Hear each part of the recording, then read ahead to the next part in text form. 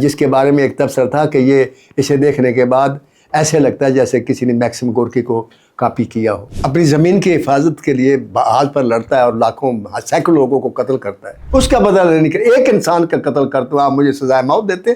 میں نے نہیں، دنیا نے چیلنج کیا تھا ایک فلم دکھا دے جو انہوں نے اوریجنل لکھی ہو. 4 فلمیں تو ان کی میں لکھی ہیں اور ابھی پائپ لائن میں ہے میرے پیچھے. میرے پاس ٹائم نہیں ہے. میرے پیارے سامعین اور میرے معزز ناظرین، میں آپ کا ناصر الدین دی لیجنڈز آف ناصر الدین شو میں اپنے اوپر کیے گئے اعتراضات کا جواب دے رہا تھا. اس میں وہ بات جاری تھی کہ ناصر الدین صاحب آپ نے کیا لکھا، آپ نے گھٹیا فلمیں لکھی، صرف مولا جٹ لکھتے رہے، اور اس کے علاوہ آپ نے کیا کیا، اور بدماشی کا کلچر دیا آپ نے.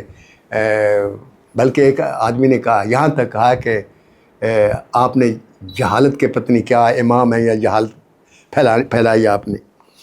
تو میرے بھائی میں نے تو شیر خان لکھی، اس کو دیکھے مسلم نے کیا کہا. میں نے چند وریام لکھی جو جنگ آزادی پر جدوجہد پر مشتمل تھی. میں نے آخری میدان لکھی جس کے بارے میں ایک تبصرہ تھا کہ یہ اسے دیکھنے کے بعد ایسے لگتا ہے جیسے کسی نے میکسم گورکی کو کاپی کیا ہو.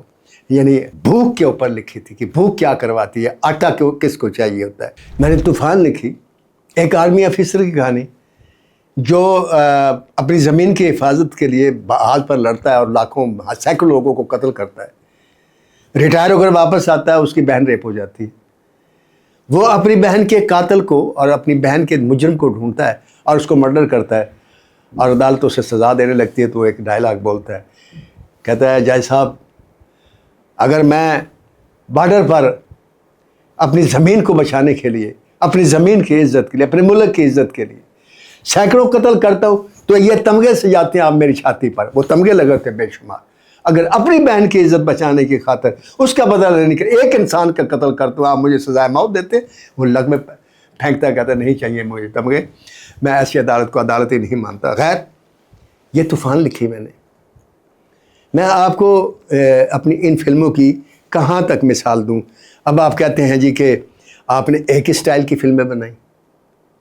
ارے بھائی، میں نے آج سے سن 1988 میں نے یہ بیان دیا تھا کہ میں پچھلے 18 سال سے ایک کہانی لکھ رہا ہوں. میں خود کہا تھا، اور وہ کہانی کیا تھی؟ میں تینوں نہیں چھڈاں گا. بدماشی کے اوپر، بدماشی کے خلاف کہانی تھی، ظلم کے خلاف کہانی تھی، ریونج تھا. اور اس ریونج کو میں نے لکھا. جیسے ایک آدمی نے کہا جی ناصر الدین صاحب آپ کہتے ہیں کہ میں نے یہ کیا، ریونج اور انصاف تو انٹرنیشنل سبجیکٹ ہے، تو اس میں آپ کا کیا کمال ہے؟ تو بھائی جان سبجیکٹ انٹرنیشنل ہے، جو کچھ بھی ہے اس پر میں نے لکھا، آپ نے تو نہیں لکھا. 18 سال ایک ہی کہانی لکھی اور ایک ہی کہانی سپر ہٹ ہوتی رہی. اس میں میرے اللہ کی عطا کا کمال نہیں دیکھتے آپ؟ اس میں میری خوش قسمتی نہیں دیکھتے؟ وہ میں مثال دیا کرتا ہوں. پھر میں ہندوستان کے سامنے آتا ہوں کہ سلیم جاوید 2 رائٹر تھے، میں اکیلا تھا. ان کے پاس امیتابھ بچن تھا، میرے پاس سلطان رائے تھا. امیتابھ بچن وہ ورسٹائل ایکٹر، آپ جانتے ہیں ہر رول میں اچھا لگتا ہے، شراب پیتے ہوئے اچھا لگتا ہے. میرے پاس صرف ایکٹر جو تھا وہ ایک رول میں اچھا لگتا تھا. میں تینوں نہیں چھڈاں گا بس. کتنے سال چلایا سلیم جاوید 2 رائٹروں نے امیتابھ بچن کو؟ 7 سال. اس کے بعد کہانیاں لکھنا چھوڑ گئے. اور وہ 7 سال بھی جو چلایا، وہ ایک آدمی نے مثال دی، انہوں نے شعلے بنائی، انہوں نے دیوار بنائی، انہوں نے فلاں فلم بنائی، ہاں یہ بنائی، گیتا سیتا بھی بنائی، اور بھی بہت سے ساری فلمیں بنائی. میں نے چیلنج کیا تھا، میں نے نہیں، دنیا نے چیلنج کیا تھا ایک فلم دکھا دے جو انہوں نے اوریجنل لکھی ہو. ساری کاپی فلمیں تھیں، اپنی پرانی فلموں کو کاپی بنایا. رام شام کو گیتا سیتا بنا دیا، میرا دیش میرا گاؤں کو شعلے بنا دیا، اور اسی طرح ساری فلمیں کاپی لکھی. ان پر الزام تھا، انہوں نے کہا ہم اوریجنل فلم بھی لکھیں گے اور ہٹ کرا کے دکھائیں گے. پروڈیوسر نے کہا ٹھیک ہے، اگر فیل ہوگی تو اس نے کہا میں پیسے واپس کر دوں گا. اوکے.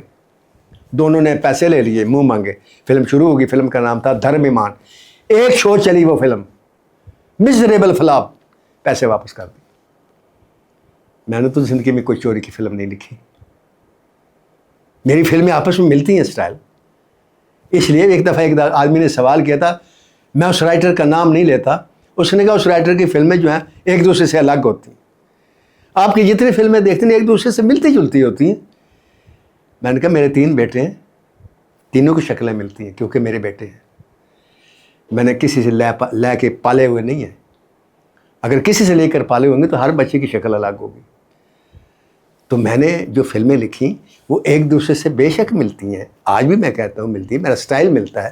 میرا اپنا سٹائل ہے. آپ میرے سٹائل کو کیوں اعتراض کرتے؟ دنیا کے ہر آدمی کا ایک سٹائل ہے. میرے سے پہلے تنویر کاظمی لکھتے تھے.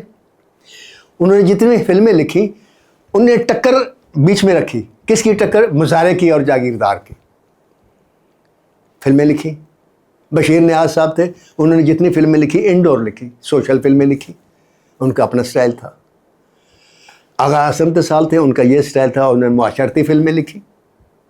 اسی طرح ڈائریکٹر ہیں, ڈائریکٹروں کا اپنا سٹائل ہے. یش چوپڑا نے ساری زندگی رومانٹک فلمیں بنائی, ایکشن فلمیں نہیں بنائی. سبھاش گے نے ساری زندگی ایکشن فلمیں بنائی, رومانٹک فلمیں نہیں بنائی. مہیش بھٹ نے اپنے سٹائل میں بنائی.